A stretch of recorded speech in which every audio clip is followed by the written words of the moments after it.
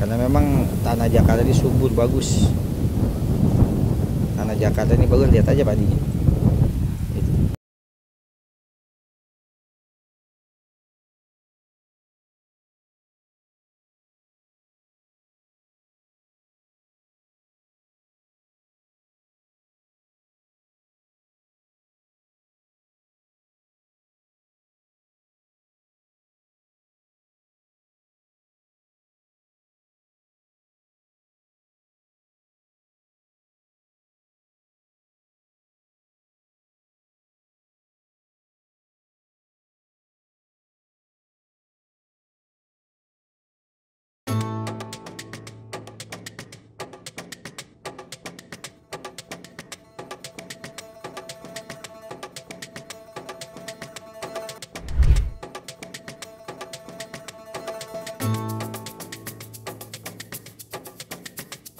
Oh, udah puluhan tahun, Neng.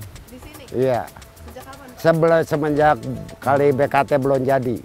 Sebelumnya kita kerja tukang traktor, tukang bajak tanah. Sejak tanah. Iya. Terus kenapa tiba-tiba jadi petani? Ya alhamdulillah ada rezeki dari Tuhan, kita jadi membeli garapan di sini, lokasi sini gitu. Ya alhamdulillah sih ada berkahnya jadi petani gitu, udah lama. Ya kalau misalkan makan udah kenyang dah gitu jadi petani gitu. Awalnya ngikut orang tua udah di sini nyawa dulunya mah. Ya tadinya sih ya mau nyari kerjaan belum ya apa sih istilahnya belum bisa yang lainnya. Cuman jadi berhubung istilahnya nggak bisa usaha yang lainnya jadi ngikut-ngikut kayak motong padi kayak kuli-kuli gitu.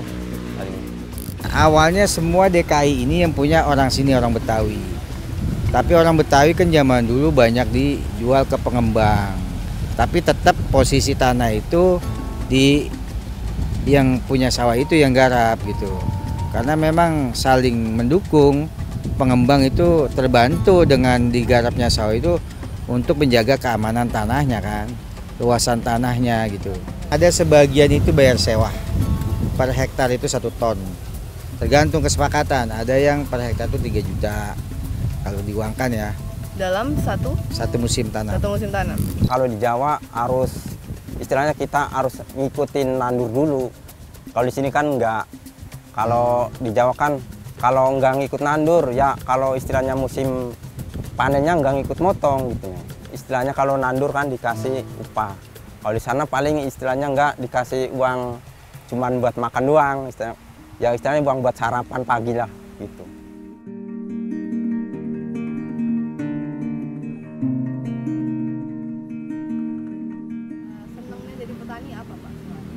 Ya senangnya jadi petani ya gitu dah, lihat padi kalau lagi cakep nih. Hasilnya maksimal gitu. Bisa beli tanah, beli apa gitu. Alhamdulillah. Sedihnya kalau kagak panen nih. Bapak udah pernah ngalamin 5 hektar kagak dapet serunggi acan padi tersebut gitu. Kagak dapet. Ya tapi namanya orang petani kagak kapok, alhamdulillah. Malah utang sampai 25 juta sama Haji Jali bandar. Kalau penghasilan nah itu. Kalau kita hitung per hari minim sekali. Kenapa? Karena memang biaya operasional, biaya penanaman padi ini di Jakarta itu cukup tinggi. Buruh taninya itu biayanya beda sama daerah. Karena di sini kita buruh tani per hari itu bisa mencapai di angka 150.000. Kalau kaitan dengan teknologi kita kekurangan karena lahan ini dianggap nggak ada sama kementerian mungkin atau aparat setempat ya. Jakarta dianggap tidak ada lahan, padahal hakikatnya kan ada. Selain dihadapkan berbagai kesulitan, para petani ibu kota juga berpacu dengan waktu. Dalam kurun 4 tahun terakhir, lahan sawah di 3 kota administratif di Jakarta kian menyusut.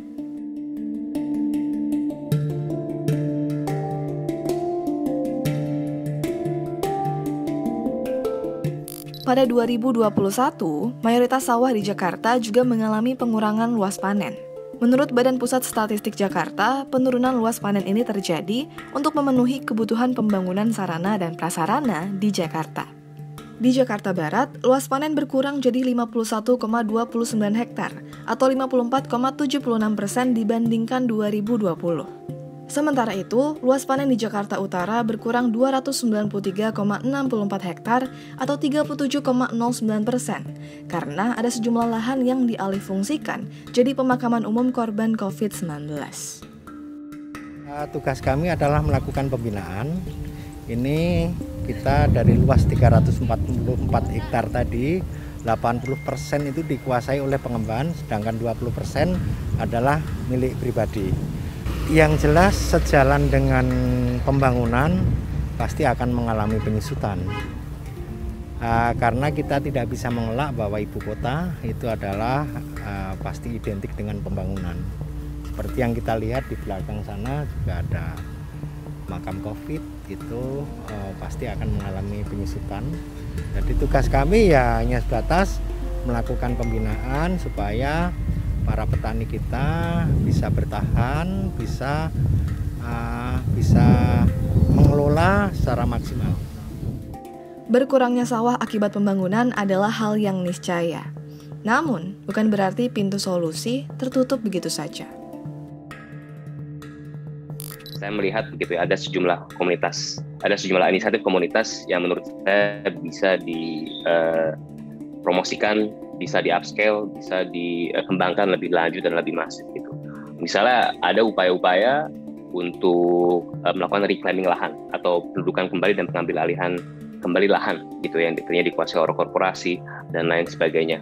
Kedua yang menurut saya juga perlu kita gali lebih lanjut adalah menggali skema-skema kebijakan alternatif mengenai proses produksi pertanian itu sendiri begitu.